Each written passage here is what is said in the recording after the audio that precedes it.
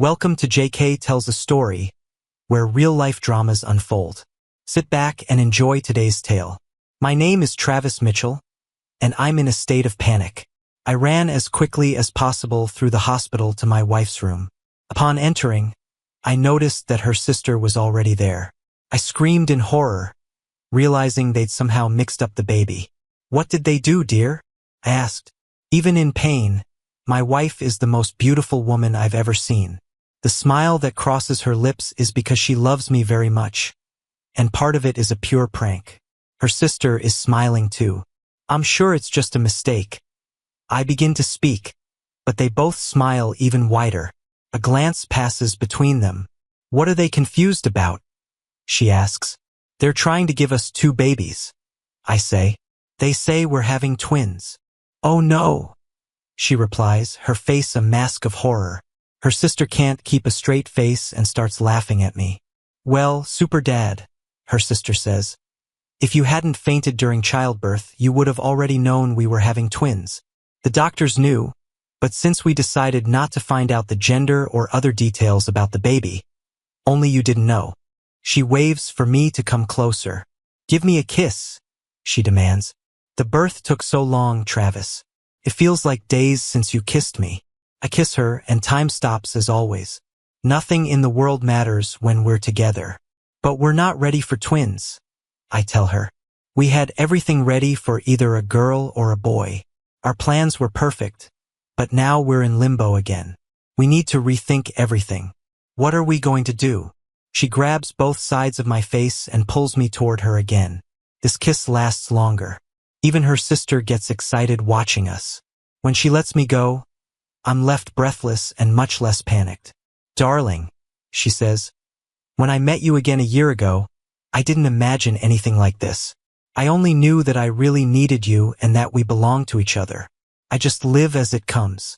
I know you're an engineer and like to have plans and drawings, but I just live every day. As long as we're together, everything will be fine. I saw how you plan everything, including the children's room, and it was wonderful. But sometimes things don't go the way you planned. I love Claire more than anyone in my life. The only people who can come close to her importance are the 2 little girls in the nursery at the end of the corridor." When she spoke, I seemed to zone out on one phrase she used. "Sometimes things don't go the way you planned." It was almost strangely ironic that less than a year ago, another woman had told me exactly the same thing. I remember it like it was just yesterday. It was an early Saturday in July. It was 10 o'clock in the morning, and the sun was already high in the Austin sky. Forecasters were calling for another sunny day with temperatures in the mid-90s Fahrenheit. Like most Saturdays, I got up early to trim the hedges, clean the pool, and mow the grass. My wife Kayla cleaned the inside of the house and made it beautiful. As soon as I turned off the lawn mower, I heard Kayla scream, "Get out of my house!" Then I heard several women's voices laughing. I entered the house through the back door and saw my little blonde storm of energy cursing at my friends. I describe her as a ball because she is really round. Kayla was a cheerleader when we were in college. Now, 10 years later, she's still just as cute and still has the same charm, though the rest of her has changed a little. She was one of the most popular girls in college. We didn't fall in love so much as we were pushed toward each other. She was the prettiest cheerleader, and I was the quarterback at UT. For us to date someone else would have been something like blasphemy. Kayla was loud and assertive, but I was shy and thoughtful. Perhaps our characters, although different, complemented each other. Kayla could excite anyone she met. She was very confident in herself and always knew she would get what she wanted. I, on the other hand, didn't talk much. For a quarterback, I had surprisingly little boasting. I wasn't the shoot-first type of player. Our coach knew I tended to overthink my actions and always chose safer options. After 3 straight losses in my first season with a gunslinger QB, he benched him in my favor, and I never let him down. He always knew what to expect from me, and I always gave my best. I wasn't flashy, but I did my job and we won a lot. My teammates respected me, and we supported each other. There were a few guys I couldn't get along with, but they were very few in my 4 years. After college, Kayla and I continued dating. I got a job designing car parts and Kayla got a job in marketing. She proposed to me exactly a year after graduation. It was a big shock for me. I loved her, but there was never a real spark between us. All my friends looked at me like I was a fool. Boy, cheerleader, big breasts, blonde, hot. Why the hell are you still thinking? A year after the wedding, I was still wondering when that magical moment they talk about in all the romantic movies would come. Instead, Kayla sat down with me in her home office with a stack of bills. "Travis," she said, "these are all our bills." She pointed to a number in a cell on the spreadsheet shown on her computer. "This is how much you make," she said, pointing to another cell and another number. I nodded my head as if I understood what she was showing me. Then she looked into my eyes. She had a low-cut outfit on, so all I really saw was her chest. "Travis, honey, I hate my damn job. So I have a question for you," she said, leaning in even more. "Why the hell do I have to work?" She told me a lot of things then. How her boss constantly stared at her chest, how all the women at her work were jealous of her, and how no one there respected her. I told her that if she wanted to quit, that was fine with me. However, a few weeks later, I learned that my loving wife had deceived me. Her boss wasn't the only one staring at her chest. Most of the men did because her blouses were so revealing. Some men were just waiting for her chest to fall out. Women didn't respect her not only because of her blouses but also because she didn't do any work. Finally, I found out that the day before Kayla asked me if she could quit, she'd already called her boss a cheap son of a bitch and quit because he asked her to stop wearing blouses like that. On that particular Saturday afternoon, 2 of my friends were at the house when Kayla walked in with a few of her friends. This wasn't unusual. We were still hanging out with many of the same people we'd known since college. Kayla saw Marcus Reed and Jason Burke sitting at our kitchen table with beers and lost her temper. She looked at me as I ran inside. "Travis, I just cleaned up," she screamed. "I don't need your dirty, smelly friends ruining the house before my guests arrive." "Don't worry, honey," I said. "We were just going to have fun by the pool, maybe work on my car. I want to replace the stock spark plugs with the iridium ones I got from American Muscle and then retune the engine." "Oh no," she interrupted. "Nothing like that will happen today. I invited some friends I haven't seen since we left college. We need to discuss our final plans for our 10-year reunion this summer, and I don't want a bunch of stinking, beer-drinking Neanderthals here. I don't care where you go or what you do, but do it somewhere else." "Let's go to Hooters," Jason suggested. "No," said Kayla. "No clubs." "But Hooters isn't that kind of club," Jason began, but fell silent as she stared at him. "Let's go bowling," Marcus suggested. "We're not good at golf anyway," Jason added. "Golf sounds good," Kayla said. "Go play golf. Ride in those little carts and hit some balls." So I showered, changed into golf-appropriate clothes, and off we went. An hour later, we were already at the golf club. As usual, we played terribly. We made up the rules ourselves, just rolling around the field hitting balls. Most of the time, our balls didn't even get close to the holes, but that didn't bother us. If you lost sight of the ball or simply didn't want to pick it up, you took out a new one and started from where you were comfortable. I'd already lost 8 balls for the day, and we were only on the 3rd hole. We called our game, "I Don't Care About Golf." We approached 4 players, 2 of whom were women. At first, we only saw them from behind. It seemed like it was some kind of double date. One of the men started to hit, and Marcus immediately started laughing at his clothes, how tight his pants were, and how exaggerated his movements were as he swung at the ball. When the man hit the ball and it spun off the tee, Marcus said loudly, "Wow, did you see that? I told you he hits just like Arnold." The man turned around and smiled at us as we rested on the golf cart, waiting for them to clear the fairway. "You're in trouble now," Jason said. "This guy might want to date you." "Why?" Marcus asked. "Well, you said his swing was like Arnold Palmer," Jason said. "No, I didn't say that," Marcus countered. "I was talking about Arnold Ziffel, the pig from Green Acres." We all started laughing, then fell silent as the 4 of them looked at us. I got chills when they turned to us. One of the women was next to hit. When she leaned toward the ball, all my blood rushed to one place. Her pants were so tight that they outlined every curve of her backside, and it was amazing. I almost lost it when she turned and looked over her shoulder at me. She nodded her head, and her long red curls parted to reveal her bright green eyes. "Wow," Marcus and Jason said at the same time. It was incredible when she winked and whispered, "Hi, Travis." They patted me on the back. Another guy from the group stood up and approached us. "Do you want to pass?" he asked. "We don't want to keep you." "No," said Jason. "We'll be fine. We'll just sit here and admire the view," Marcus added. "Plus, we'll probably adjust our speed to stay behind you." "I don't like the idea of a group of guys spending all day looking at my wife," the guy said. As soon as he said this, the red-haired woman approached us. "Is your wife here, Clark?" she asked. "I didn't even know you were married." She walked past him and came up to me. "Hi, Travis," she said. The moment she spoke, several reactions occurred simultaneously. Marcus and Jason sat on the golf cart watching the action as if it were an episode of a reality show. Clark was getting angrier by the second, and I felt like a deer caught in the headlights of an approaching car. She kept coming closer, and I couldn't move. When she came up to me, she hugged me and kissed me. I got lost in her touch and smell. The little voice in my head telling me to use reason and reminding me that I was married was completely silenced. The fact that we were embracing on a public golf course didn't seem important to me either.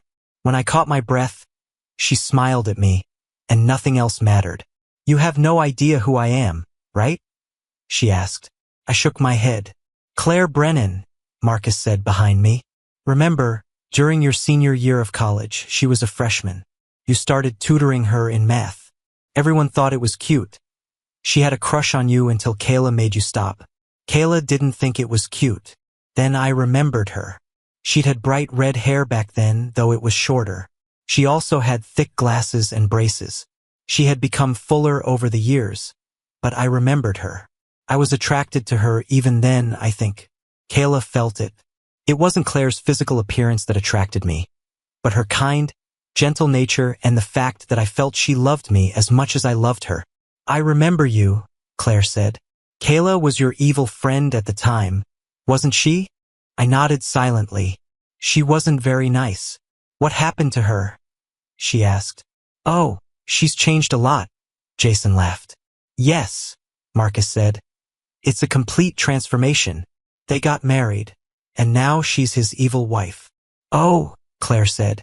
She hugged me again and started kissing me. "Claire, what are you doing?"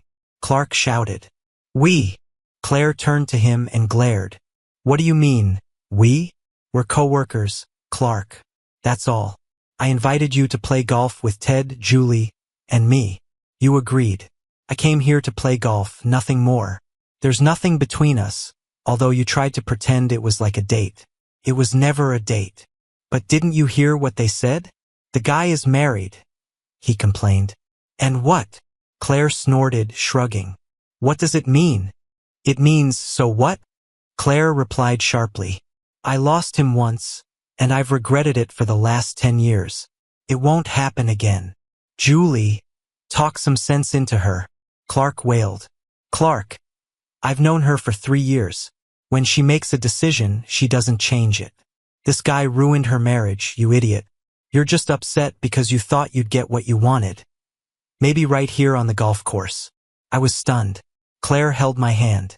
"I think you 5 should keep playing golf," Claire said. "Travis and I should go to the clubhouse, eat and talk." Marcus, the voice of reason, entered the conversation. "Oh no," he said. "I won't leave him alone with you." "Me too," Jason said. "Okay, fine," Claire said. "You two can come with us. Julie, I'll see you on Monday at work. I'll only talk to you from now on. Clark is clearly too upset to handle my business." "But Julie," Clark began. "Don't worry. Travis will make sure I get to my hotel," Claire said. "I'll call you tonight if he needs to get home early, so we can go to a show or something." We headed to the golf cart, and the 4 of us went toward the clubhouse. Marcus and Jason looked like someone had shocked their systems, but I felt really good. We sat down at a table and ordered lunch. As soon as we started talking, It seemed like Marcus and Jason disappeared. Claire, what did your friend mean when she said I ruined your marriage? I asked. I haven't seen you since, I don't know. It was over 10 years ago. She said you were several years older than me, she explained. Your last year in college was my first.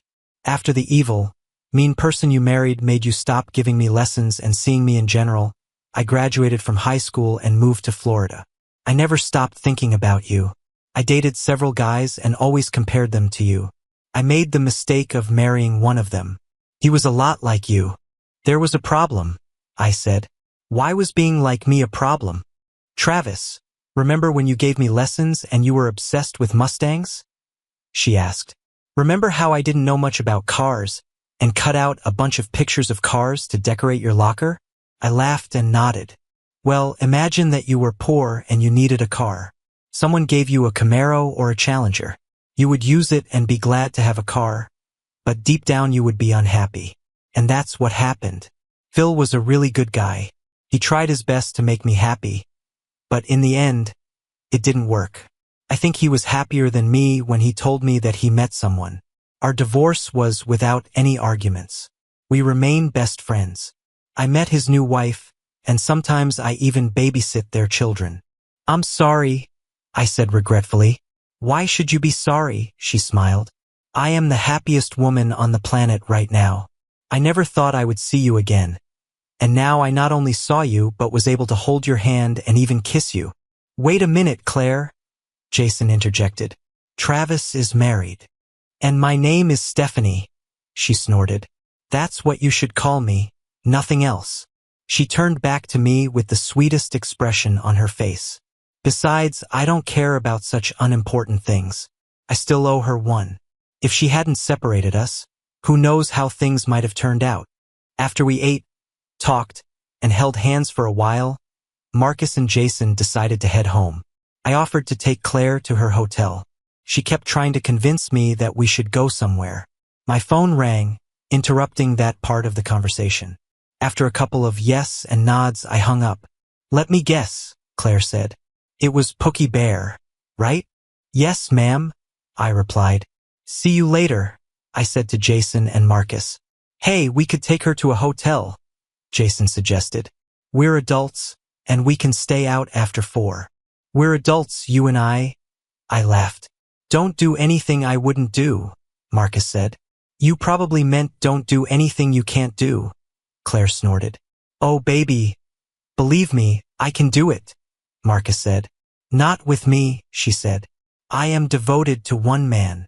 She grabbed my hand, and we headed straight to the parking lot. Are you going to get into a lot of trouble? She asked. Who cares?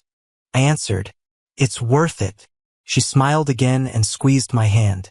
Kayla's POV. Kayla, do you think Eric will come to the reunion? Penny Grant asked.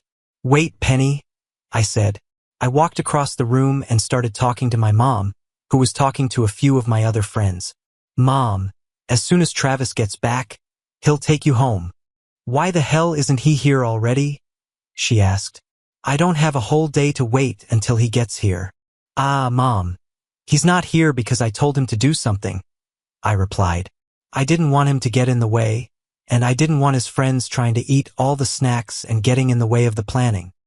He better hurry, she said. You need to handle him with a tight grip. I noticed a couple of my friends looked at my mom like she was crazy. My best friend Ashley Morgan choked on her drink and coughed loudly. She stood up and followed me as I returned to Penny. Kayla, your mother is crazy, she said. I second that sentiment, Penny interjected. So, are you going to answer me? Penny asked. Damn, I hope not, I said. Sleeping with Eric was the biggest mistake of my life. I was so close to losing Travis over it. He had divorce papers ready. If you two hadn't lied and convinced him that I was drunk when that happened, I would definitely have lost it. It might not be the end of the world, Ashley said. It might even be good. How the hell could this be good? I asked. Well, if he cheated on you, Ashley continued, you could stay with Eric permanently, and after a suitable waiting period of, say, a month or so, suddenly I noticed greed in my best friend's eyes. I felt uncomfortable. After a suitable waiting period, your man will be mine, Penny said. I would have taken him already. I felt even more uncomfortable. The night with Eric was terrible, I said. And it's not just because I feel guilty about cheating on Travis. Eric, okay, let's be adults, he doesn't know how to be intimate. He's also terrible at affection. And I'm so tired of his bragging that I didn't know what to do. This was the biggest mistake of my life. If Travis finds out that I was with Eric more than once, my marriage is over. Why the hell did you do that? Asked Ashley. Travis is in better shape than Eric, and he's better looking. He does a great job and really cares about you. Your BMW was probably worth twice as much as his Mustang. And Kayla, that man loves you. He puts up with everything at your whims.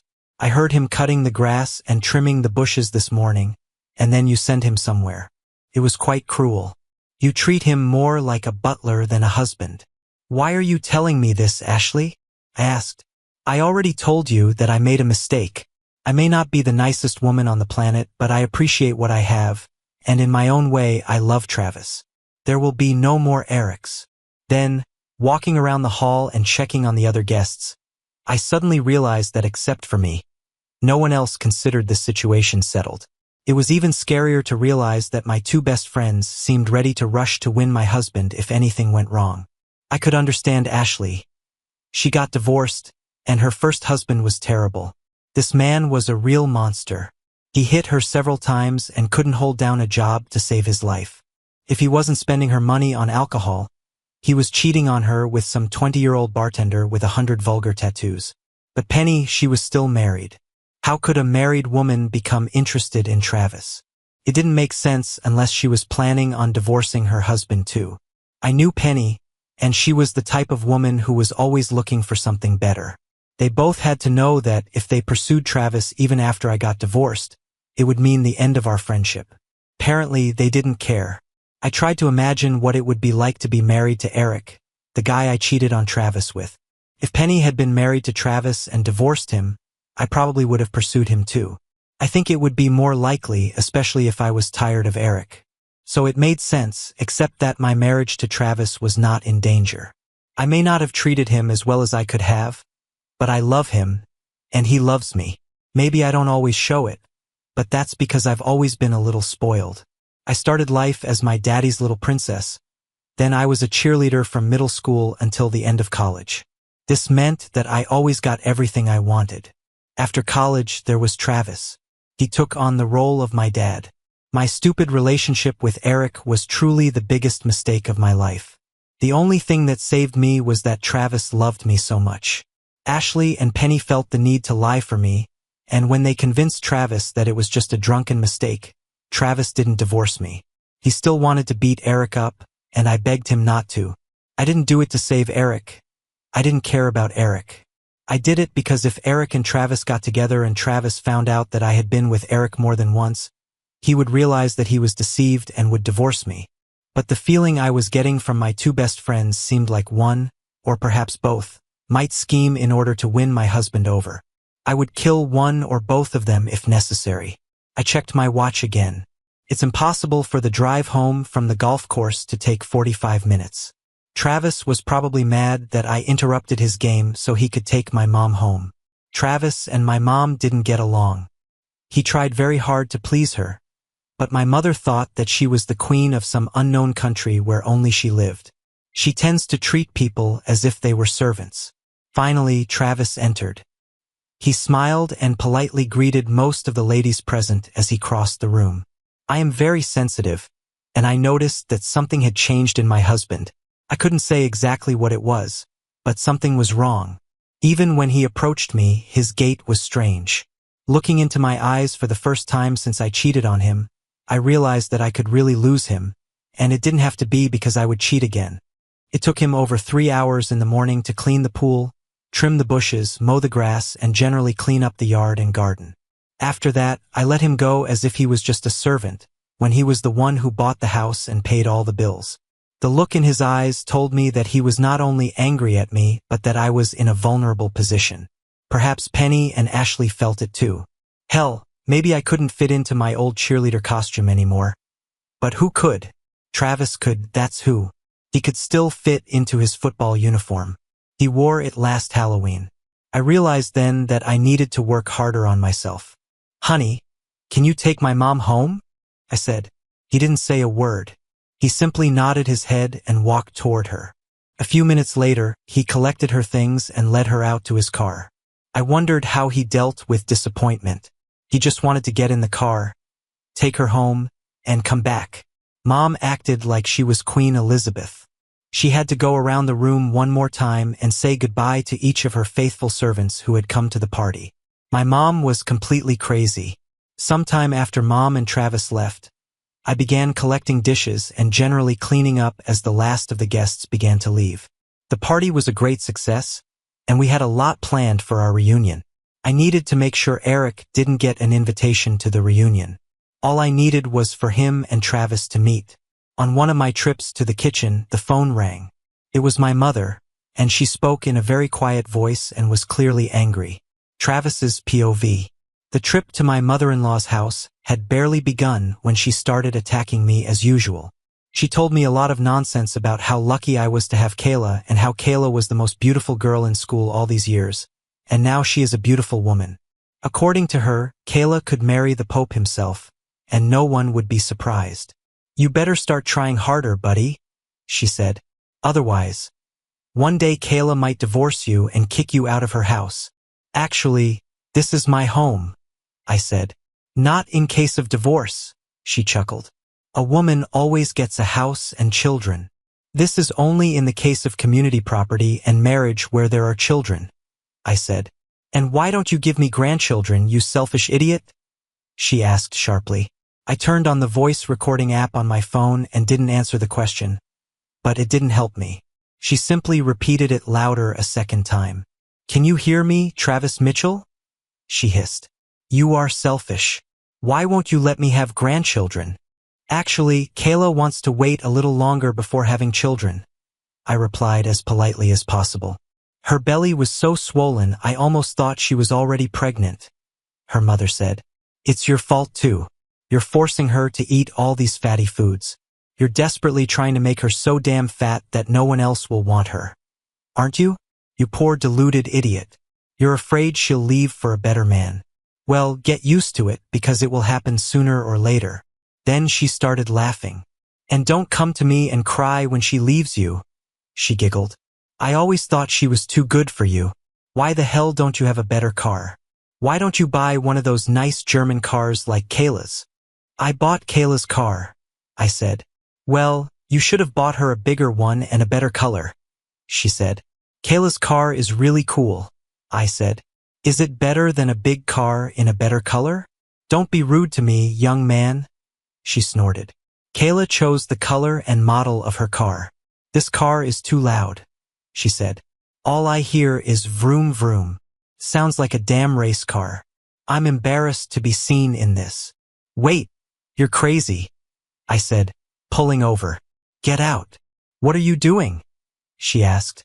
Get your old gray behind out of my car, I said calmly. Clearly my cheap $40,000 custom Mustang isn't good enough for you, so I'm staying here while you take the $200,000 bus home. Kayla will be mad at you, mister, was the last thing I heard from her as I drove away, leaving her standing at the bus stop. When I pulled into my driveway, Kayla was just leaving the house.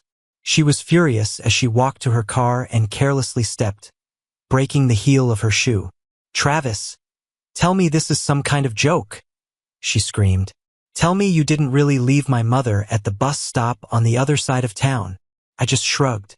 What could the old lady do that would make you leave her? She hissed. I took out my phone and turned on the call recording. Her eyes widened, then she smiled. Oh dear, she said. You're upset because my mom called me fat. Well, I've actually put on a few extra pounds since I graduated from college, but it was after this, I said. She continued listening, then her eyes became hard. I thought she liked my BMW, she said. No, it was later, I said. This is the part where she said she was embarrassed to be seen in my Mustang. I couldn't let her feel embarrassed, so I dropped her off. From now on, I won't be driving your mom back and forth to visit us anymore. If she doesn't learn to behave, she may find that she is no longer welcome in the home." Kayla left even angrier than she was a few minutes before. Jason called me. "Are you home?" he asked. "Where else could I be?" I answered. "Marcus and I are coming to your place. We'll help you get rid of the leftover food after the royal party. We'll bring beer." Less than 5 minutes later, Jason climbed over my back fence. "Are you ready?" I heard from the other side of the fence. "Yes," Jason shouted. Then a box of Dos Equis flew over the fence. Jason caught it, almost falling into the pool. Marcus climbed over the gate within seconds. Marcus accidentally caught his foot on one of the decorative pieces that adorned the tops of the fence posts. He fell on his chest and began to curse. "Damn, Travis," he said loudly. "You need to do something about that damn fence." I started laughing. "What the hell is so funny?" he asked. "Marcus, what do you do for work?" I asked. "I'm an engineer, just like you," he snorted. "Then I think you'll like this," I said. He looked at me suspiciously. "Is it true?" he asked. "Well, it doesn't exactly take you to other planets," I said. "But it's a way of moving your atoms from one side of a wall or fence to the other instantly, so you never have to climb over it again." "We'll be millionaires," Marcus said. "No, billionaires. What do you call it? And where is it?" "I call it," I began, looking from side to side as if making sure no one was watching us, "a gate, and your dumb behind just climbed over it." I opened the gate, and it opened easily on its well-oiled hinges. Jason couldn't help but laugh. "Gate!" he shouted, laughing even harder. Marcus looked like he was ready to explode. "I used to love you, Travis," he hissed. "Shut up, Jason. You climbed over the damn fence too." A few minutes later, we were all sitting in front of the pool drinking beer. Jason ate the potato salad straight out of the big bowl with a fork. Marcus had an entire tray of cold appetizers in his lap. "What happened to Claire?" Marcus asked. "You mean Stephanie?" Jason exclaimed, imitating her voice in an icy tone. "That's her damn name, for God's sake. And that's what you should call her. Nothing else." We all laughed. "This girl is crazy," Marcus said. "But she's so hot. Why the hell do you get all the hot women?" "She's not really crazy," I said. "She's just used to having a lot of guys stare at her. So she tries to push them away so they'll leave her alone. Away from you, who were obviously going crazy over her. She was just as quiet and calm, just like in college." "But she doesn't look like she did in college," Jason said. "If she looked like that back then, I would definitely have tried." "No, you wouldn't," Marcus said. "Women like that choose one man. I think as soon as she saw Travis back then, she had her mind made up. When Travis finished school, she waited until she met and married someone like Travis. This woman wants you, Travis, and she'll get you one way or another. Can you say fatal attraction? Haven't you noticed that she doesn't care that you're married to Kayla? You can tell just by being around her that Stephanie will do anything to win you. She thought she lost you, so now that she's found you again, it's begun. The question is, what are we going to do about it?" "What do you mean?" I asked. "Travis, you kissed her a couple of times, and I saw the way you looked at her. You want her. You want to be with her. Kayla stopped that from happening years ago. I just think you should think about something other than yourself this time," he said. "Okay. Now I'm confused," I said. "What are you talking about?" "I think that when you're with her, you have to make it a condition that if she wants you, she has to be with Jason and me too," he said. "Great idea," Jason supported. "And to hell with that. You're not in danger. Your wife Kayla has been indebted to you ever since she got drunk and slept with that guy, and you took her back. I still don't understand why you did that." "There's only one problem with your impeccable logic, gentlemen," I said quietly. "And what is this problem?" Marcus asked. "I think I really like Claire," I said seriously. "I mean, I think I can love her." "But you only saw her once after 10 years, Jason began, but Marcus covered his mouth with his hand. "Are you serious, Travis?" he asked. I nodded. "How serious?" he asked. "Like forever serious," I said. I think I have a problem with redheads.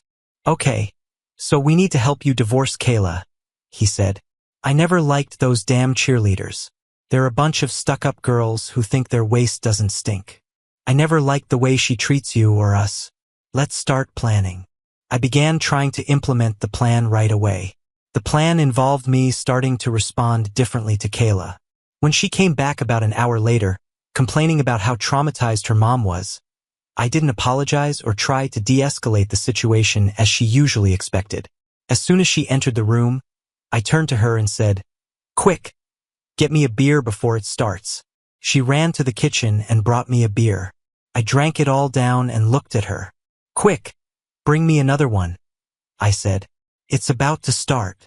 She ran to the kitchen again and returned with another beer. I opened it and started drinking. She turned to me. "Travis, my mother was terrified." She screamed. "I can't believe you left her at the bus stop in that area." "Oh damn," I said. "What started?" She looked at me in surprise. "What started?" she asked. "You start whining about another problem that I'm not interested in at all," I said. "Your mother got into the car and started cursing everything, me, you, your car. When she started complaining that she was embarrassed to be in my car, I thought about her feelings. I didn't want her to feel bad, so I dropped her off. Sometimes people just need to shut up." I stood up and left her standing there, wondering where her usually gentle and accommodating husband was and what could have happened to make him change so much. An hour later, when she thought I had calmed down, she came out onto the terrace. "You know, Travis, you shouldn't take my mom so seriously. She's just an old woman. You know how it is with old people. And after my dad died, she really didn't have much left to talk about. She's lonely. Kayla, they say that with age comes wisdom, not stupidity," I said. "And maybe she's lonely because she doesn't know when to shut up. I know she never thought I was worthy of you. I guess in her mind I should be some kind of butler or prize winner. But we've been married for almost 10 years now. You'd think that would earn me at least an ounce of respect. Even if she doesn't love me." She just looked at me. She started to say before I spoke again. "What really irritates me is that she deceived me," I snapped. She looked at me. 3 years ago, when the incident happened, I smiled to myself, seeing how tense she was. I knew this would alarm her. "She and your father came here to talk to me. They tried to convince me to give up my plans for divorce." She cried and whined then too. She vowed to start treating me better. Apparently, her promises are not worth a damn. It makes me wonder what else there is to rely on, or who she's still lying to. She took a deep breath and smiled, squeezing my hand. "I'm going to get ready for bed," she told me. "I'll see you in bed." I saw that she was upset. Kayla's POV.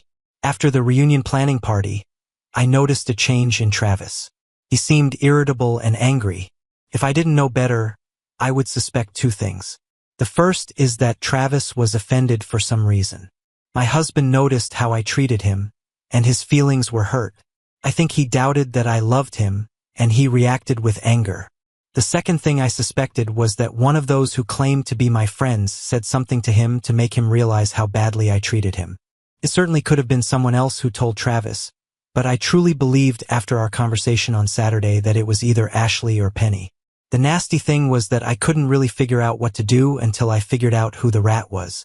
If it was either Ashley or Penny, I was screwed.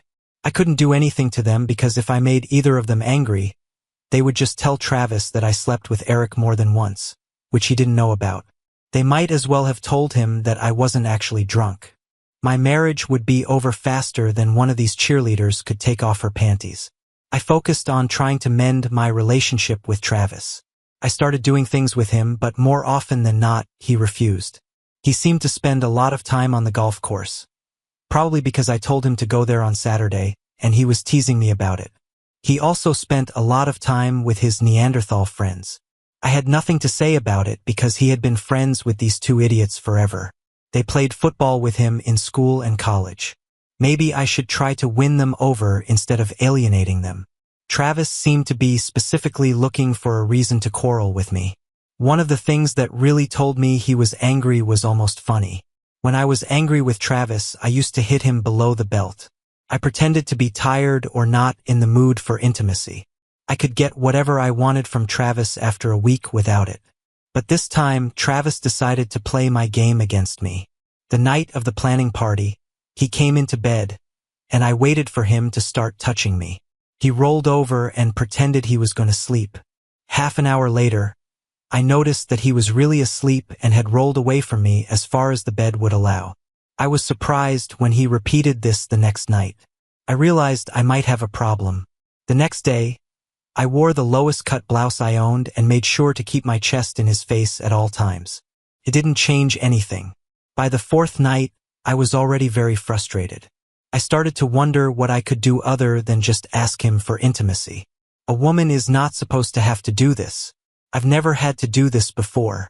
Damn, if I followed his usual impulses, I would not be able to walk, and I would always have bruises and marks on my neck and chest. I had been with a few guys before I met Travis in college, but he was truly the best. The best part was that Travis loved me so much that he was willing to do anything to please me. Even in our college days, this set him apart from the crowd of Neanderthal football players. Most of these men thought they were a gift from the gods to women. They thought that running around in tight pants and catching a ball or knocking someone down made them better than the rest of humanity. A couple of guys on the team expected you to pleasure them for an hour or so, but they refused to do the same in return. They had the ugliest expressions on their faces when you hinted at it. I don't judge my attitude. Eric was the only time I cheated on Travis, and it was Travis's fault. You see, Travis was a victim of his own success. The more he did for me, the more I thought I deserved, and the worse I felt about him. I started to think that maybe there was someone better suited for me than Travis. Eric was a big damn mistake. Firstly, because he treated me like an easily accessible woman. But I think I saw it coming. He knew I was married and decided that a married woman looking for intimacy was easy to get. It was also a mistake because Eric was terrible in bed. There was no affection beforehand.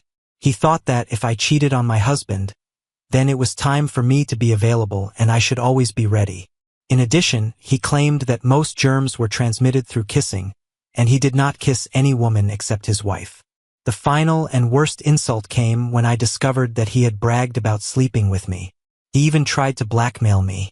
He showed up at a party I was at and was waiting to get me away from Travis. He told many of his friends that we'd been together. He made me go to his car. My goal was to keep him quiet about it. After the first time, I did not have the opportunity to be with him again. He convinced me that if I did it again, he would never tell anyone about it. So I let him have his way with me in his car. The second time was even worse, and the consequences were much worse than the act itself. I went back inside and started drinking heavily. I wanted to try to forget what had just happened. After all, I was special. I was the head cheerleader. I should have been a princess. I should not have been persuaded and used. While I was struggling to drink all the alcohol at our host's bar, I heard a lot of screaming and saw Eric running through the house with his clothes torn, escaping out the front door. "Serves you right," I shouted after him. Being drunk, I immediately stopped talking when I noticed two guys trying to keep Travis from going after Eric. Everyone in the room was looking at me. "What?" I asked, holding a half-empty bottle of vodka. I still felt cold from Travis's gaze. "Nothing," Travis said. I dropped the bottle and it broke on the floor. I knew he said nothing, but it meant something. Even when I was drunk, I knew I had problems. I started trying to approach him, but I could barely stand. "Travis," I said quietly. "I loved you," he said. "We've been married for 6.5 years, but I loved you before that. I do everything I can to make you happy. I loved you with everything I have, but that meant nothing." He simply turned away from me and left the house. He got into his Mustang and drove off, which almost ended the party. Ashley took me home to sober up.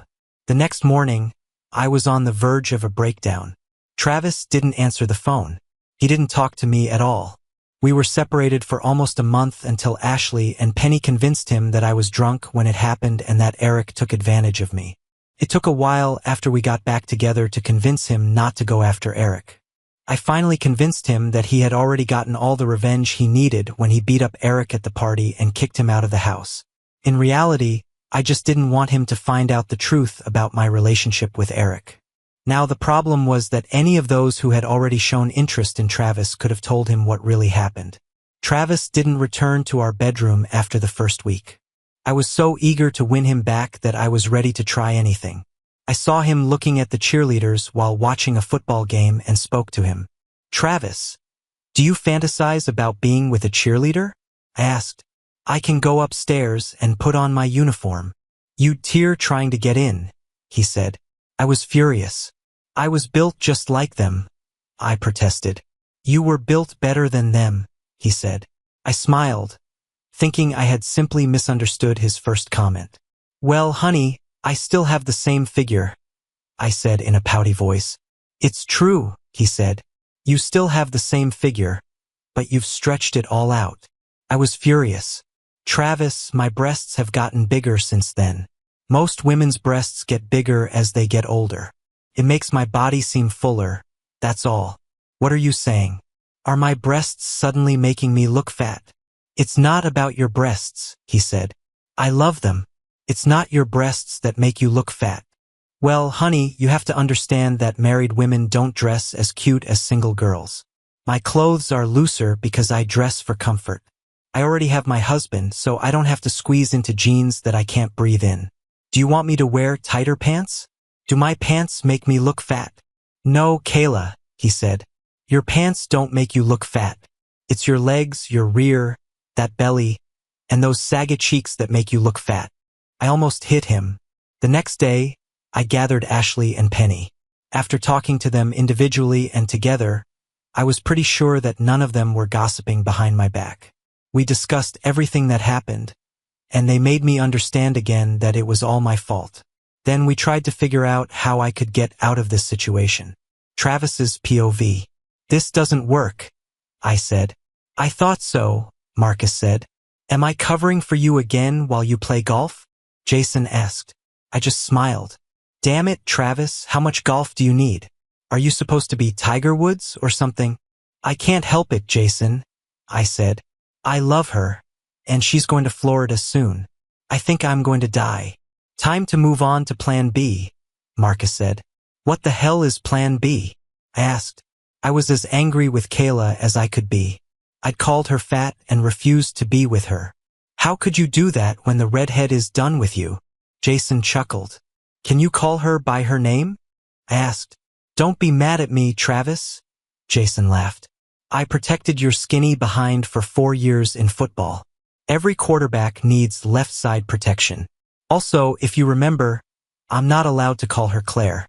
Everyone else on this planet has to call her Stephanie, which is too many syllables for me to remember." "Gentlemen," Marcus said. Jason and I immediately looked around to see who he was talking about. "I mean you two idiots," he said. "Guess who's in town looking for work?" Jason and I were puzzled. "Brett Calloway," he said.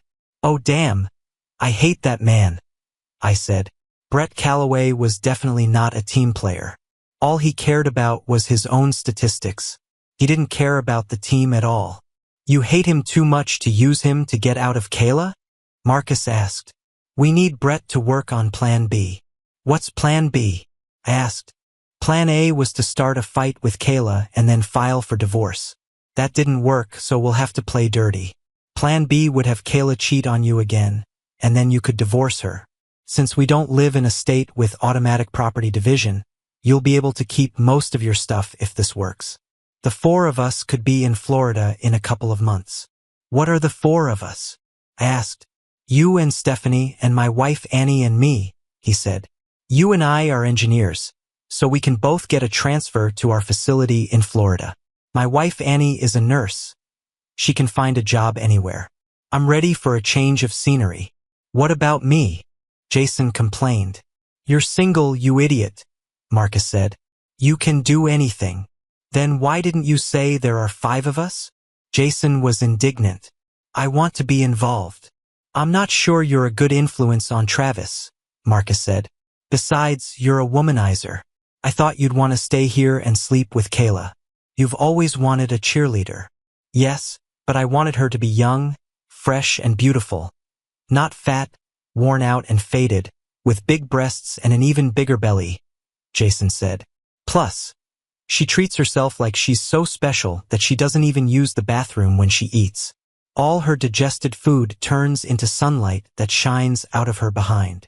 It's probably all the digested food that's making her belly bloat, Marcus said. What's the plan? I asked. Remember how you ruined Brett's chances of an NFL career? Marcus asked. Who, me? I asked. Don't act like you don't understand, Travis, Marcus said. Brett got too proud. He even made a pass at Kayla, so you decided to take him down. You waited for the game where all the scouts were there and set him up. You never gave him the ball. If he had double coverage, you threw the ball just above his head so he had to jump for it. Then the opposing linebackers and safeties knocked him down while he was in the air. The third time you did it, he was taken out of the game. He still walks with a limp and suffers from back pain. I can't believe you think I did this, I said.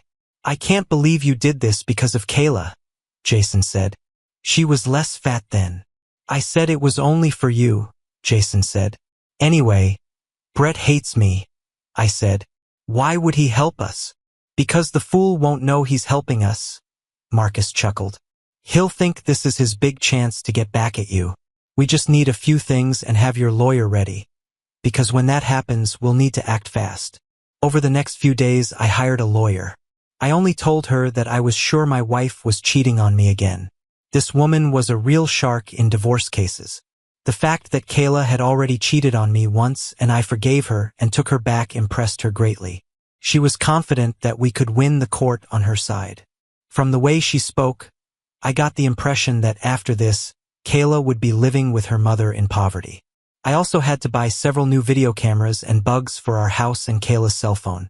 In addition, I needed portable cameras for surveillance, which would most likely be done by Jason, as Marcus was dealing with Brett.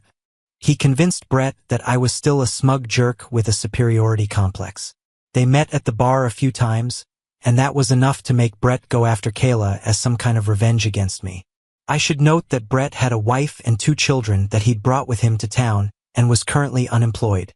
The same self-centered streak that ruined his place on the team got him fired from so many jobs that he had to move back home. Brett was also convinced that a loss of confidence due to injury and failure as a professional football player had ruined his career, so he blamed me for getting fired from his job so often. In fact, every failed dream and failure he'd had in his entire life was linked to me in his mind. He even blamed me for things that happened to him before we met. I was the bane of his existence, and I didn't even know it. Well, after this is all over, I'll have to find a way to let him know that I set him up. According to Marcus, things were going well with Brett. We had a few small problems that needed to be worked out, but nothing that couldn't be overcome with a little money and thinking. The first was the need to somehow turn the unemployed and generally unattractive Brett into someone Kayla might be interested in. Kayla still saw herself as a young, beautiful cheerleader whose waist smelled like roses. Fat, balding, unemployed Brett was someone she would reject at a glance. The obvious and only answer to the situation was to buy Brett a couple of suits and give him some money to spend on Kayla. Then, of course, he would probably wonder where the money came from and why anyone would be willing to go to such lengths. We got Marcus's wife Annie involved in this case. She agreed to help us because she thought the idea was funny, B, she really wanted to move to Florida, and C, she hated Kayla to the core. Annie had gone to college with us and still remembered Kayla's disgusting attitude toward anyone she didn't consider worthy of her presence. At that time, Annie was just a medical student. Because she wasn't a cheerleader or a candidate for prom queen, she was beneath Kayla's attention. The cool thing about the meeting was that Jason and I could sit at the bar with our hats on and listen in. Marcus called me right before Brett sat down at the table and left his cell phone connected to mine, so Jason and I could hear the entire conversation. Hey, Marcus, Brett said, sitting up nervously. I had questions, but, I see you have company. Then Annie began to play her role. She stood up and looked at Brett, shaking her head. We need to buy him clothes and cut his hair, she said. Both of these things were obvious. Then she really started to dig in. He's still an amazingly sweet guy, even after all these years, she said. This thing is crazy, Jason whispered next to me. He's only 33 or 34. Like us? but the idiot looks 55. Shut up, I hissed. They can hear you on the phone. She's just trying to boost his confidence. Oh, I knew it, Jason smiled. Then a puzzled look appeared on his face. How will that help boost his confidence? I gave him an angry look, and he fell silent. So you're in? Asked Brett. Who are you? I'm Annie Reed, she said. I went to college with you. Did you? I don't remember you, he asked. You don't remember me, do you? She said. I wasn't popular, so it's not surprising. So you hate Travis too? He asked. Every cell of my body, she said, laughing. Oh damn. She ruined everything, I said. Even Marcus turned away. Surprisingly, Annie picked up the ball again after her mistake and carried it. Sorry, she laughed. But it's so liberating to say it out loud in the company of other people who feel the same way. I fell under his spell one day like everyone else. I thought he was the sweetest guy ever. That man charmed me right out of my underwear and almost destroyed my marriage. Jason and I looked at each other and even patted each other on the back. We were so amazed by Annie's acting skills. I'll get this woman an Oscar, I whispered. Everyone in the bar was looking at us. Touchdown, I shouted. Long live UT, Jason shouted. The people who were staring at us went back to their business and forgot about us. Are you married? Asked Brett. Yes, she said, pointing at Marcus, who looked shocked and then played it off. That damn Travis almost ruined our marriage. It took us years to get over his stalking and seduction of me. I still don't understand why he went after his best damn friend's wife. He's just evil. I hate that idiot too, Brett snorted. He ruined my whole life. First, he stopped me from getting into the NFL. How did he do it? Annie asked. I think he paid the other team's players to beat me up, Brett said. Don't they already do that? Annie asked. Well, yeah, but when you pay them, they make it even harder, Brett said. And as if that weren't enough, I think he followed me all over the Midwest, firing me from job after job. I think he paid people to fire me and always fired me for stupid things. That's why I'm sure he was involved in this. What things did you get fired for? Annie asked. Even from where I was, I could see how difficult it was for her to keep a serious expression on her face. Well, I got fired for not selling enough, Brett blurted out. Apparently, he went to my clients and paid them not to buy anything from me. I was fired 3 times for intimate harassment. I'm sure he had something to do with the last 2. In fact, I would bet my life on it. Why the last 2? Annie asked. Well, the last one was with someone as ugly as sin, he said. A woman this ugly should be happy that someone is harassing her. And the one before her was fat. Fat women should be desperate. How the hell can a fat woman file an intimate harassment complaint? Someone definitely paid her for it. And we know who it was, don't we? Annie jumped up. Sorry, she said. I need to go to the toilet. When she returned to the table, still red-faced, Marcus and Brett were still discussing all the reasons why he believed I had been following him all over the Midwest, ruining everything he had. Sorry, I really needed it, Annie said. Why do you think he does this? I know why he did what he did to me, she said. Both Marcus and Brett looked at her. It was a night, she said. He wanted me, and there's no one hotter, right, Marcus? Marcus nodded his head. But why would he follow you all over the country, ruining your life? She asked. Out of jealousy, Brett said. He was always jealous of me. The quarterback is usually the leader of the team, but my obvious leadership qualities made him jealous. And he dated Kayla. Kayla was attracted to me. He knew that he would lose her because of me, so he resorted to devious tricks to hold her. So Kayla really loved you? Annie asked. Both she and Marcus were fighting back tears. If that man hadn't interfered, Kayla and I would probably be married now, Brett said. She was crazy about me, but most women are like that. You said it yourself. I'm an attractive man. Yes, Annie agreed. You and Kayla belong together. Tomorrow you and my husband will go shopping together, and the next evening we'll arrange for you and Kayla to meet by chance. From there, we'll just unleash the magic. Are you coming? He asked. Maybe a woman's opinion on clothing would be helpful. I already screwed it up once, she said. I'm not sure I should spend much time with you. I understand, Brett said. He stood up, drained his glass, and then left the bar. When he reached the door, he turned to the table and gave Annie what he probably thought was a heated look, then walked out. Marcus and Annie couldn't help but laugh and continued laughing. I went to the door. Brett was standing at the bus stop across the street. I made sure he got on the bus and then joined Jason, Marcus, and Annie at the table. They were still laughing. I hugged Annie so tightly that I lifted her off the floor. Thank you so much, Annie, I said. You were brilliant. Hey, stop it, Jason said. You don't want things to go too far again. We looked at him. Jason, Marcus said. Let me guess, Jason said. Are you okay with Travis sleeping with your wife? Wow, I never thought you were a coward. And you would think that if you were going to let anyone have her, it should have been me. I'm the only one of us who is not married. Marcus and I just shook our heads. Jason, it didn't happen, I said. I don't go around and sleep with other men's wives, especially not my friends' wives. He looked at Annie. You lied to Brett, he accused. He's in, Annie said. But he's only in because Travis ruined his life.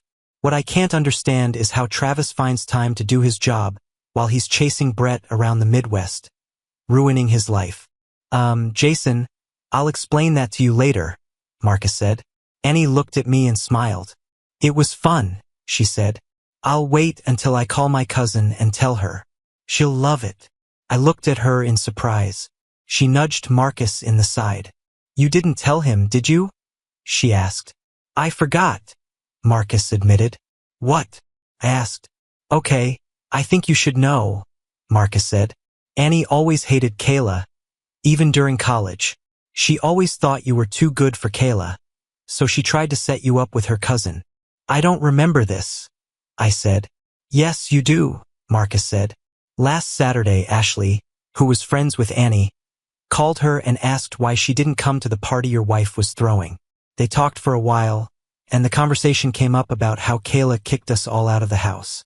Ashley told Annie that we were going to play golf. Annie called her cousin, who was in town on business, and told her what golf course we would be at.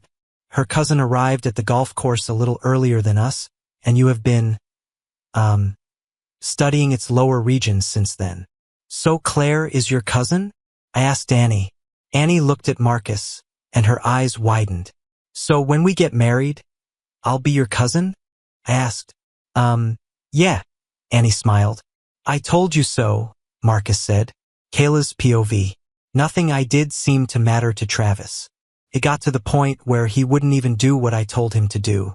A couple of days ago, I politely asked him to stop at a cosmetic store on the way home and find out what shades of red nail polish they had. I told him to just go to the store, take a photo of their red shades and send me the photos. Then I would tell him which one to bring. He didn't even bother to stop.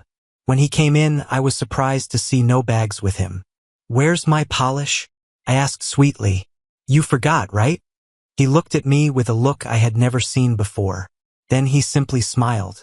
I didn't even stop, he said. I realized then that my mother was right.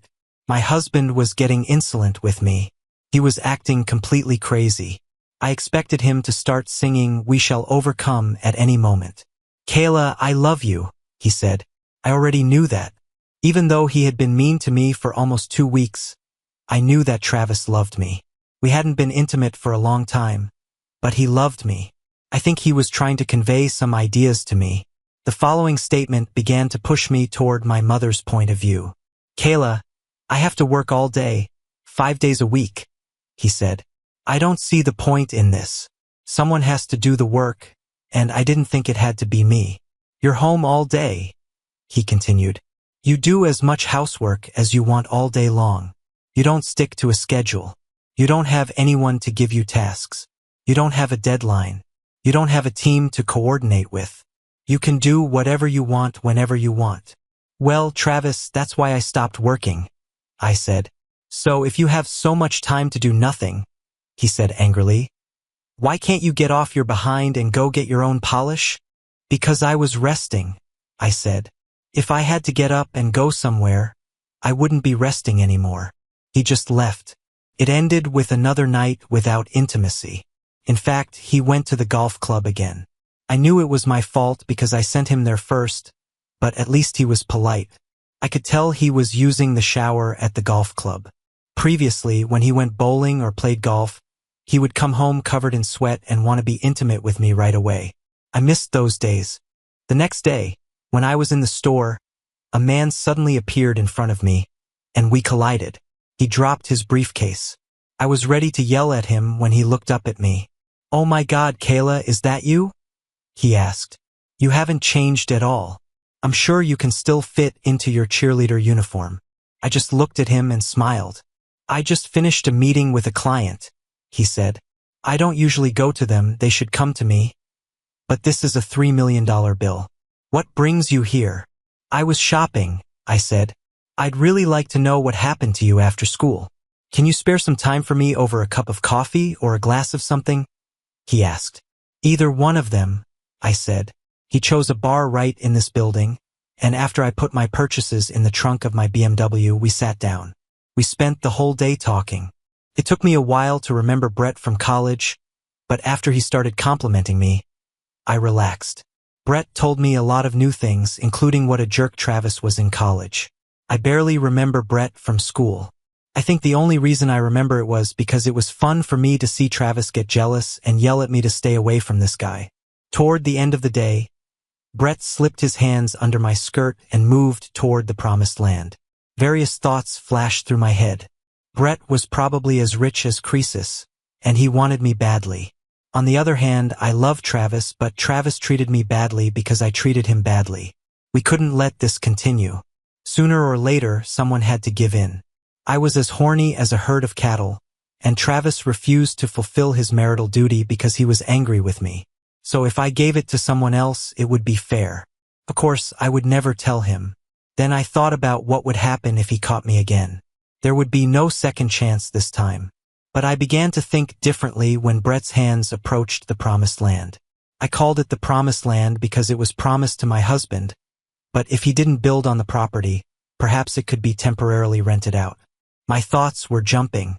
Brett wasn't as attractive as my husband. He was decrepit and balding and did not smell very nice. On the other hand, he controlled multi-million-dollar accounts.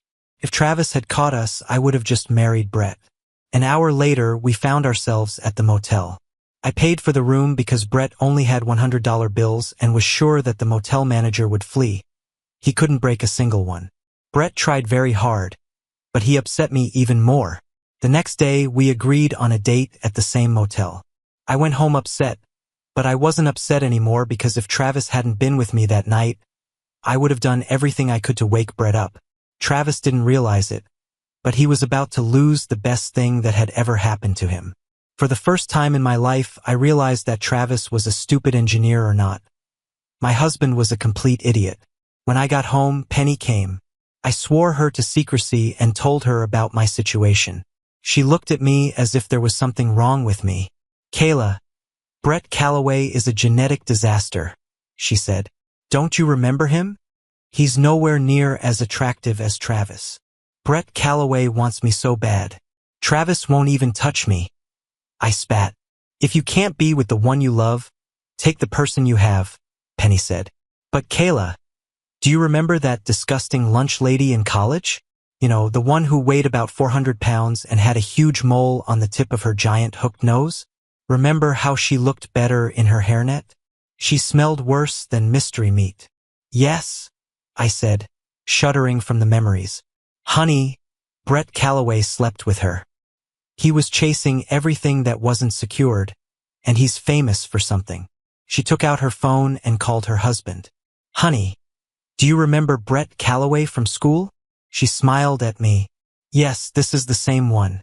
Isn't he holding some kind of sports thing in his hands?" She smiled at me. "I already know," I said. "He was a big football star until Travis got jealous and ruined his career. Kayla, Brett Calloway still holds the record for most errors in a season and most dropped passes. He is also the only player in history to hit a header into the goal post and pass out. she said with a big smile on her face. See? I told you he was a big football star. I smiled. Maybe I'll let Travis know I met him, and he'll get jealous. Darling, don't be stupid, she said. If Travis finds out that Brett is hanging around you, your marriage is over. So what? Brett makes millions now, I said. Unlike Travis, who obviously peaked in college. She just rolled her eyes at me and shook her head. I'll give Travis a chance, I said. But I'm only doing this out of loyalty and because I love him. If Travis doesn't prove himself tonight, it'll be Brett's turn tomorrow. Kayla, please don't do this, she begged. Don't worry, I told her. I'm not really going to let Travis find out. He only found out last time because damn Eric showed up at the party we were at and started bragging about being with me. Travis doesn't even know Brett is in town. Feeling confident, I sat down on the couch to wait for Travis to return. He came home, changed his clothes, and cheerfully went downstairs. He looked happier than ever. I don't remember the last time I saw a grown man jumping for joy. He headed straight for the door. Where are you going? I asked. Play golf, he smiled. He even leaned over and playfully flicked my chest. They're huge, he said. Then he headed toward the door. Travis, you forgot your golf clubs, I said. Kayla, he frowned. I don't use these clubs. I only carried them because you bought them for me, but they are the worst golf clubs in the world. I tried to leave them at the club, and someone returned them to me. I left them at the bus stop nearby with a sign saying, free golf clubs. And when I got home, they were lying on our porch. He sat down next to me and looked into my eyes. Kayla, I don't want to lie to you anymore, he said. My game has gotten a lot better. I love golf now, but I haven't used these clubs all week. He stood up and walked out the door. I heard the sound of his Mustang engine. My mom was right. This thing was loud as hell. Then I remembered that he liked it. He paid more money for this exhaust system. I'll have to explain this to my mom somehow. That night, Travis returned home just after dark. I knew he hated playing in the dark, so he was always home by 10. His round of golf must have been grueling because although he was grinning from ear to ear, he looked like a beaten dog. Luckily, he took a shower. I went up to our bedroom, and he was already lying in bed. I stripped without anything and approached him. Sorry, honey, he said. I left all my strength on the golf course. It was amazing. Maybe tomorrow. And he fell asleep. But he still had that damn smile on his face. I was angry. Travis was finally in a good mood, but I still didn't get any intimacy. Well, he took a shot and missed. Now it's Brett's turn, and for all I knew, Brett could stay at bat until Travis was ready again. However, I had some good news. I found out why Travis came out of his bad mood. It had nothing to do with my actions at all. This was obvious from the start. Travis started acting strange on the day of the party. Still, it had nothing to do with how I felt about him. All my stupid friends were wrong. It was just guilt that made him so angry. Travis was basically a good guy. He had always been my puppy and always would be. He felt ashamed and blamed himself for his terrible treatment of my mother. He had been in a bad mood ever since he left her at the bus stop. This morning, he called her from work to apologize, and everything was fine between them again. He came home energetic and happy, but then spent all that energy hitting balls on the golf course. He should have used his energy at my house. The next morning, Travis leaned over the bed and kissed me tenderly before leaving for work. My Travis is back. I was still angry and still excited. I was angry because Travis had put me through over 2 weeks of hell because of something between him and my mother. He had no right to treat me like that because of her. I know my mother has a sharp tongue, but that doesn't give him the right to treat me like that. My date with Brett would still happen. I arrived at the motel and went into the same room as yesterday. Underneath my clothes, I had a custom Victoria's Secret lingerie set. The set included a waist reducer that made my waist look narrower and made my chest look bigger. I knew this would excite Brett. When I knocked on the door, Brett opened it. Something was wrong. Brett was wearing the same suit he wore yesterday. Brett, isn't this the same suit you wore yesterday? I asked. Oh my gosh, I forgot I was wearing it, he said. Then I realized that he was living like a bachelor. No woman would allow her husband to wear the same clothes 2 days in a row. I think I did it because it's my favorite suit, and I wanted to look my best for you, he said. You're so beautiful. I felt warmth below. This was the beginning. Brett got me in the mood for intimacy. I took off my clothes, and he saw my underwear. His eyes immediately lit up, and he pushed me hard onto the bed. I think Brett was too exhausted to even lift his head. I don't know why, because he didn't really do anything. I craned my neck to look over his massive body and saw, in horror, as people burst into the room. There were 2 men with cameras. One appeared to be filming with a high-quality still camera, and the other with a high-def video camera. My mother was there too, along with a couple of people she knew. Travis's Neanderthal friends were there too. My mother looked at me and shook her head. But the worst thing was seeing Travis. He looked terrible. Tears flowed from his eyes, and he continued to scream, "Why?" He almost sounded like he was parodying Nancy Kerrigan after Tanya Harding's thug smashed her knee. Then I heard a very piercing, high-pitched scream. The sound seemed to galvanize Brett. He jumped up and started trying to get dressed. When he heard the scream outside, it seems that when Brett stood up, Travis recognized him and something clicked in him. I always secretly loved the fact that Travis was so protective and would always fight for me, but this time I was terrified. Travis rushed toward Brett and started beating him like a piñata. Although they were about the same height, Travis was smaller but in much better shape than Brett. Brett couldn't even put up any resistance, let alone retaliate. Then the screams got closer. Suddenly, a short, plump woman with a huge hooked nose ran into the room, followed by 3 of the ugliest children I had ever seen. A woman wouldn't need makeup to play one of the hobbits in The Lord of the Rings. Her legs were also quite large. "Stop hitting my husband," she screamed. Travis turned to her angrily. "Let me do it," she cried. She ran up to Brett and hit him below the belt. Brett screamed louder than anything I had ever heard in my life. He writhed in agony on the floor while both cameras filmed him, and some people in the room spat on him. Then that angry little woman turned to me. She hit me, and I lost my ability to reason. It was like a lightning strike. She hit me so hard that I couldn't see. All I saw was a blinding white light. I heard a cry. The voice sounded like my mother's. I turned to look at her and felt something bite into my ankle. I looked down and saw a small troll-like child viciously biting me. I looked behind me. Travis had left the room, still crying. I got out of bed wearing only a corset. My rear and everything below my waist were still exposed. But I didn't care. I needed to catch up with Travis and try to explain. My brain worked hard and came up with the best lie I could muster. "Travis, honey, he slipped me something," I screamed. "He was always jealous of us. Remember back in college? Did he put something in you twice?" Travis asked. Everyone in the room turned to look at me, including my mother. "What do you mean, dear?" I asked. "He brought you to the same motel room yesterday," he said. "That's how I knew where to go. You've been acting badly for a while now, so I hired a private investigator to keep an eye on you. The last time you treated me like that was after you cheated on me with that guy Eric." Brett's wife screamed. Then she jumped up and hit me again. A beautiful young blonde made her way through the crowd and approached me. Except for the fact that she was taller, slimmer, and prettier than me, and that we looked nothing alike, we could have been twins. She was carrying a briefcase and chewing gum. She clicked her gum a few times and then spoke to me. "Kayla Mitchell?" she asked. I nodded. "It's her!" Several people in the crowd shouted.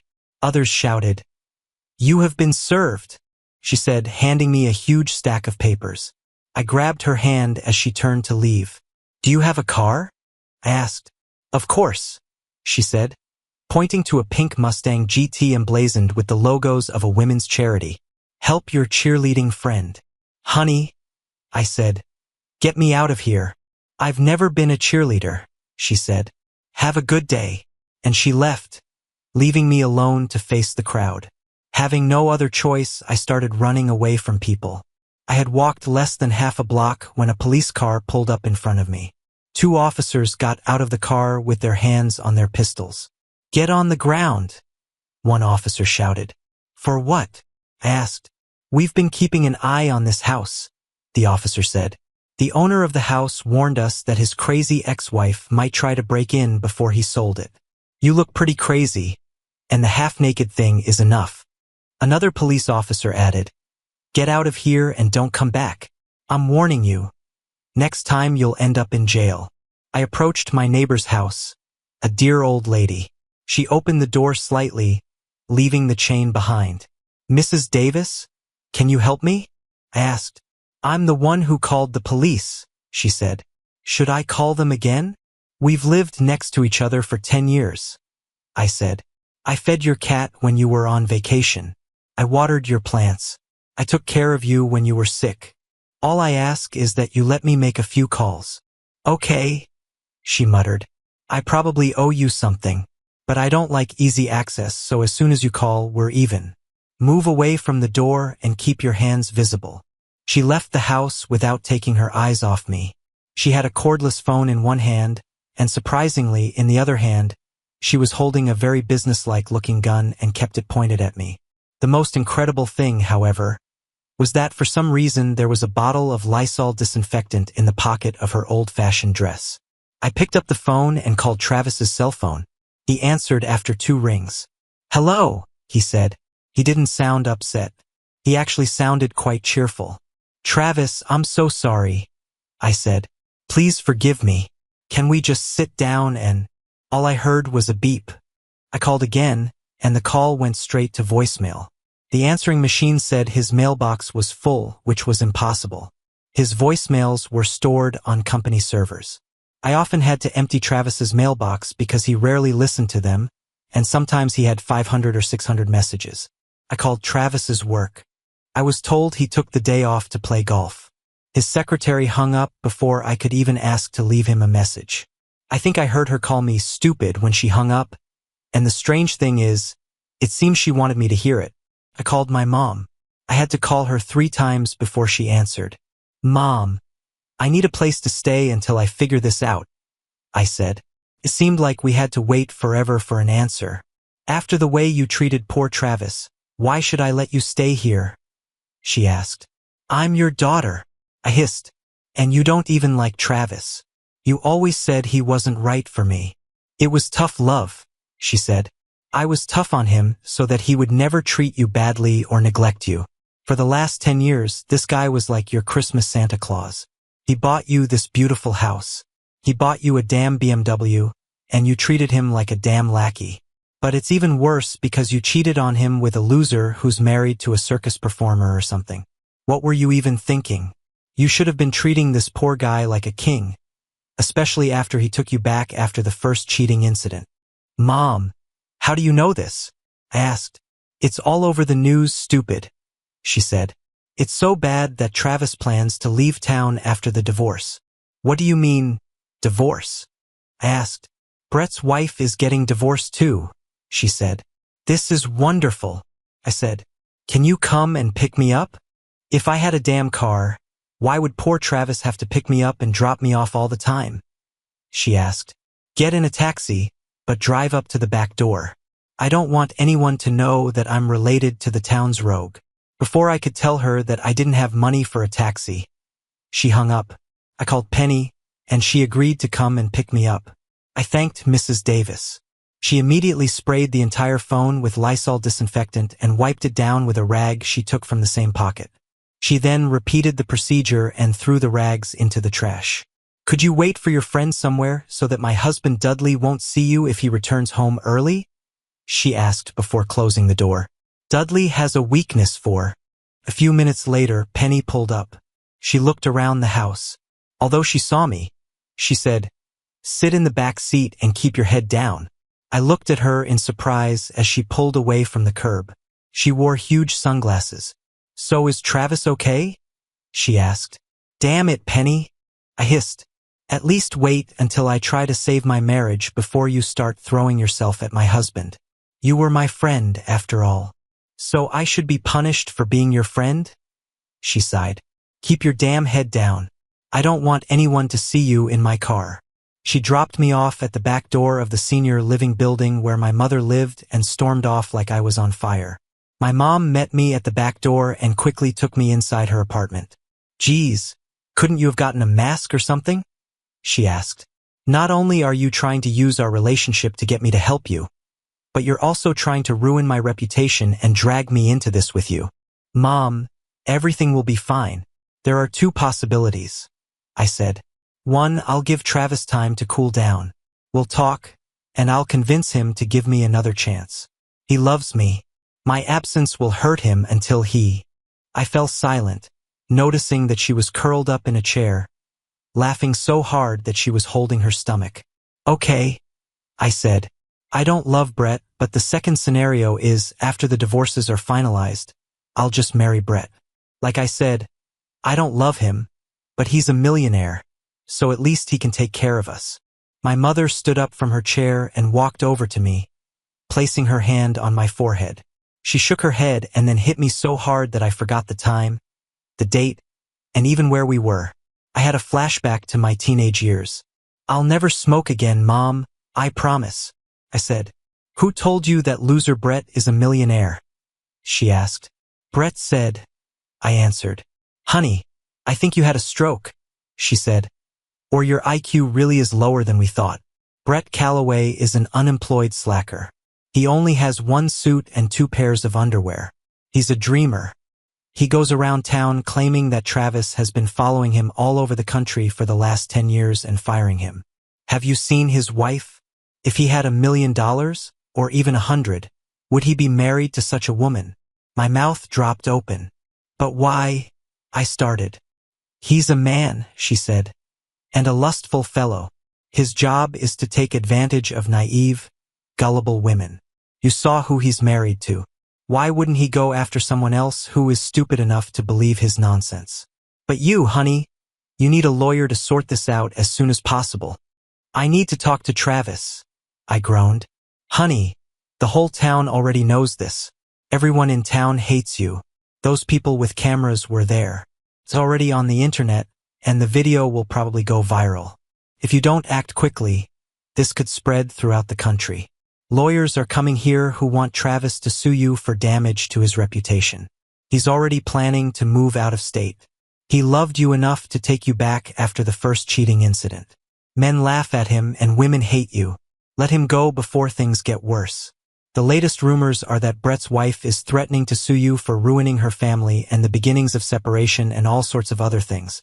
There's even a lawyer from New York who claims that the stress of her husband's betrayal caused her to become ugly. She wants to sue you for this. Meanwhile, the whole city is treating her like some frog princess, and you're considered an evil queen. Go to Travis's lawyer, sign the damn papers, ask him to give you a couple of your clothes and get out of here. Get a job and start all over again before you end up in jail." Kayla's POV. I ended up moving out of town after signing the divorce papers. I returned to my maiden name. I'm lucky Travis, probably because he still loved me, was generous. I was only able to talk to him once. It was in his lawyer's office. His reaction, even then, gave me hope that when this was all over, we could be together. When I entered the room, Travis smiled. Seeing me seemed to brighten his day. His lawyer nudged him in the side, and his face went neutral.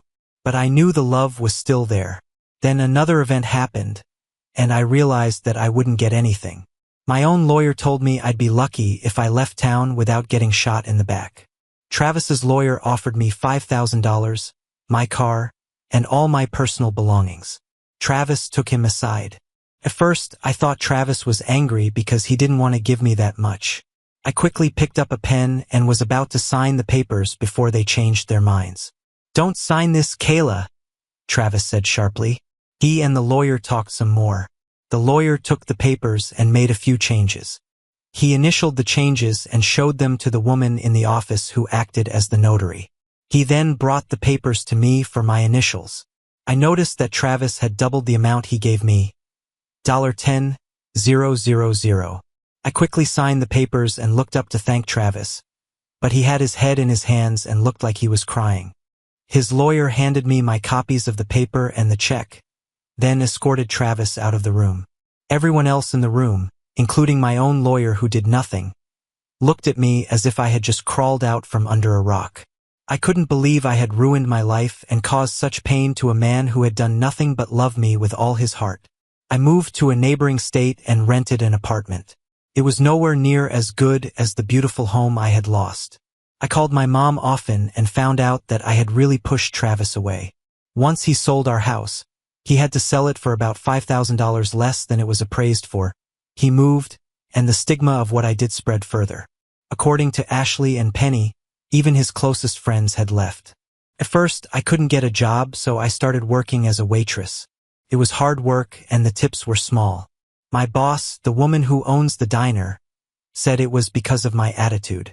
She said there were a few complaints, but I didn't have to worry because my job was safe.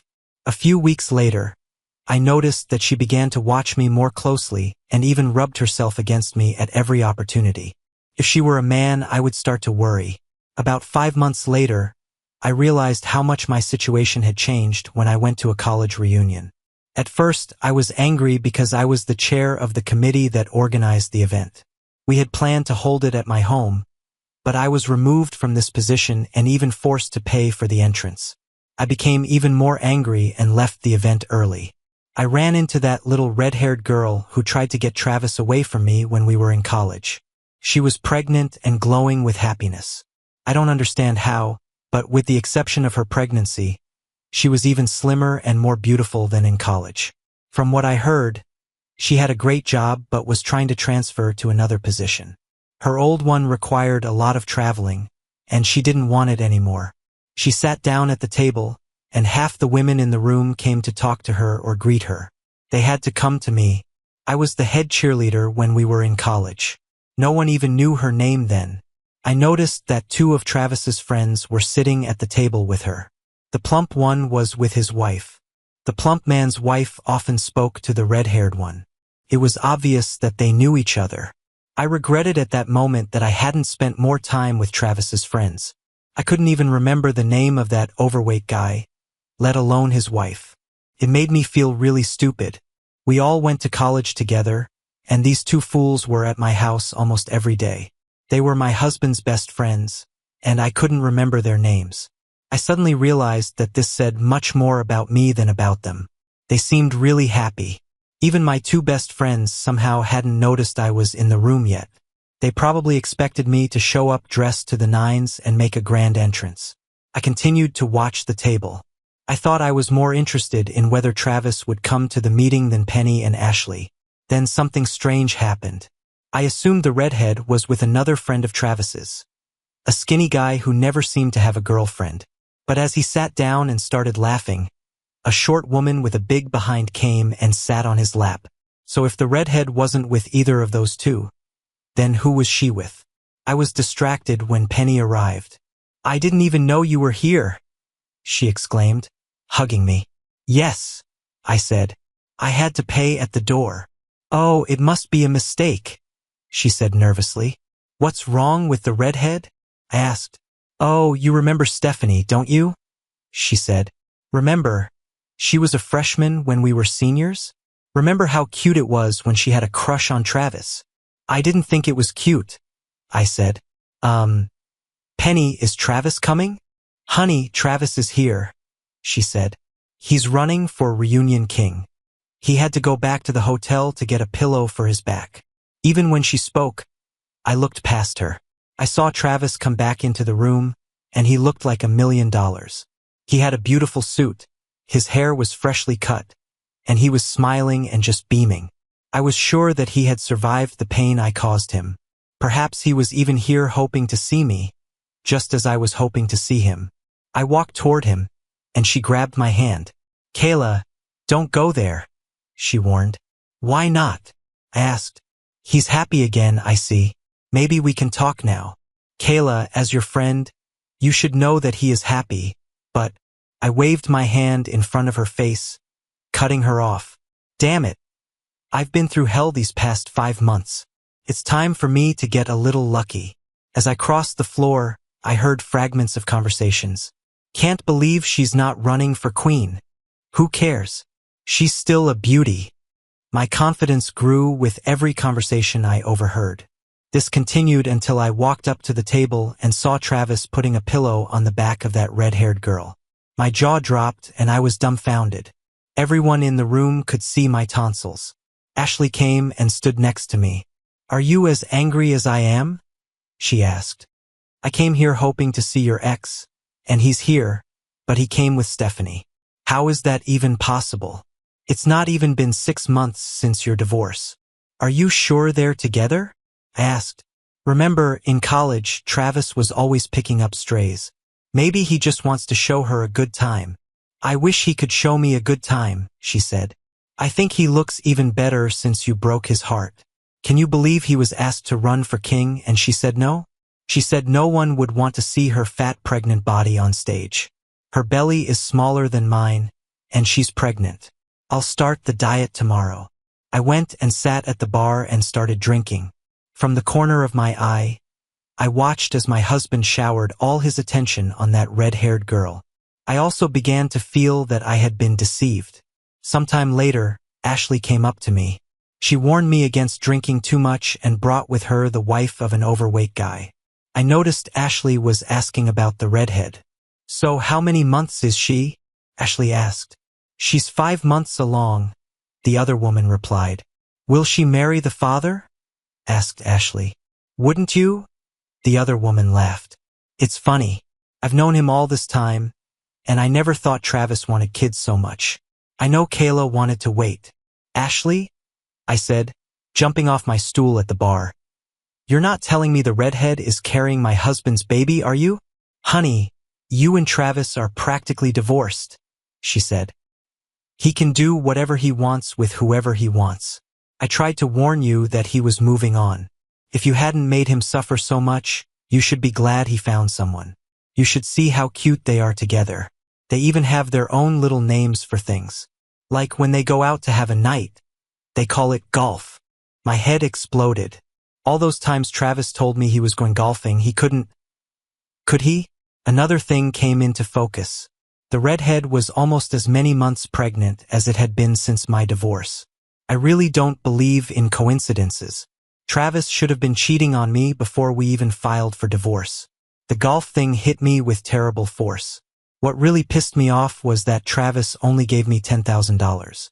We had hundreds of thousands of dollars in savings and investments, and I gratefully and stupidly agreed to the crumbs. I realized then that my life was ruined, and I understood whose fault it was. It wasn't my fault. It wasn't Travis's fault. All marriages have difficulties. Travis loved me. I'm sure of it. We would have survived our crisis if it weren't for that damn Brett who seduced me when I was vulnerable. Brett had to pay. I asked Ashley if she had heard anything about Brett. She told me that Brett and his wife's divorce was almost finalized. This wasn't news because the wife tried to sue me. Her lawyer called me and said that the case would begin as soon as the divorce was finalized. I just laughed in his face because I was making next to nothing, and because it was Brett who seduced me, they wouldn't get anything from me anyway. Ashley told me that Brett and his wife were still living in a hotel across town. I was half drunk but fit enough to go and tell the idiot off for ruining my damn life. I got into the car and barely started it. The parking attendant tried to tell me that I was too drunk to drive. I just closed the door and left. I drove onto the lawn and almost hit a fire hydrant, but that was because he was making me nervous. I parked in a cheap hotel parking lot without incident. I had no idea how I would find Brett's room number, but I got lucky. I saw one of his children playing and followed him. I watched as the child returned to the hotel room. The door wasn't even locked. I looked out the window and didn't see any of the adults inside. I changed my mind and decided to return to the car, but before I could move, someone hit me on the back of the head. Everything went dark. When I woke up sometime later, a policeman was shining a flashlight in my eyes and telling me not to move. I tried to get up and noticed the gun in my hand. There was a shrill scream from a woman behind me. It was familiar. There she is. There's this crazy bitch right here. It was Brett's wife pointing at me. I lost consciousness again. When I started to come to my senses, I heard conversations. Drunk as hell and mumbling. I told her she was too drunk to drive. She drove across the grass, hit a curb, and almost hit two people on her way out of the parking lot. I heard her at the bar. She was already drunk and talking about how some guy ruined her life and how he had to pay. The detective came over and just looked at me. "Why did you kill him?" he asked. "I know you had an affair. Did it start back when you were in college? Or did it just pick up again recently?" I started to stutter.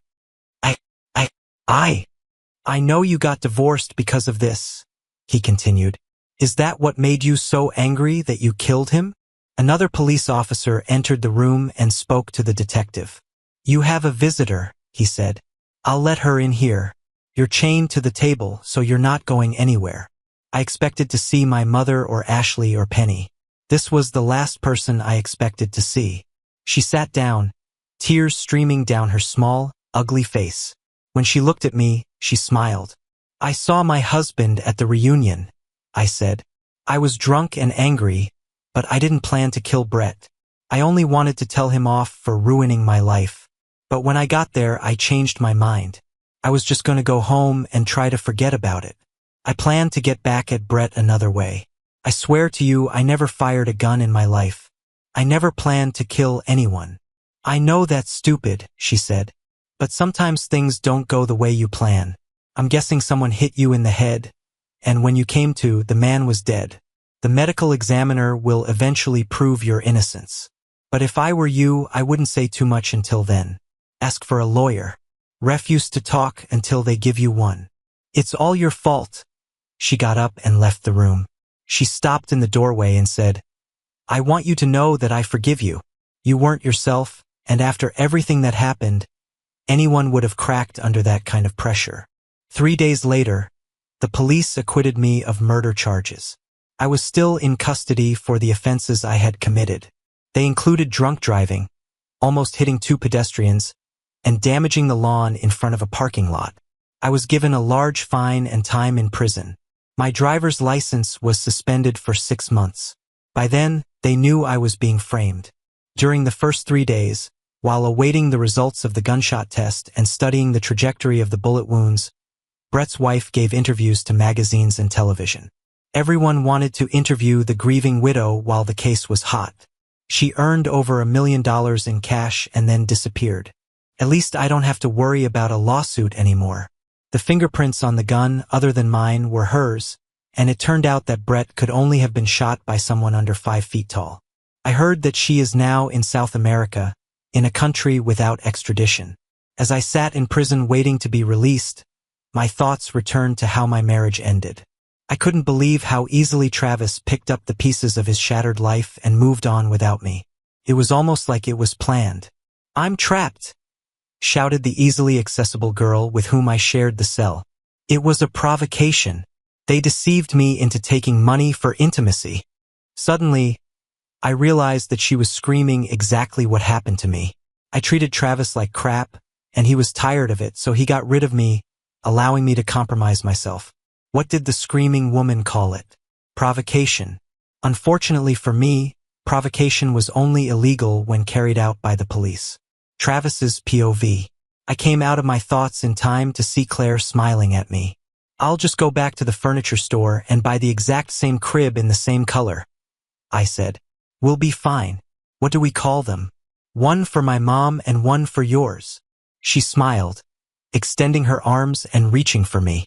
"My doctor said I shouldn't play golf for about a month, but after that we can start working on the boys." "What will we do when they grow up and move away?" I asked. "Sitting on our deck in front of the lake without clothes and seeing what happens?" She giggled. "I never imagined I'd be as crazy about someone as I am about you," I said. "I just never saw it in my plans." "Travis," she said, kissing me. "Sometimes things just don't go the way you plan." Thank you for your viewing. See you next time. If you enjoyed this, subscribe to JK Tells a Story for more tales.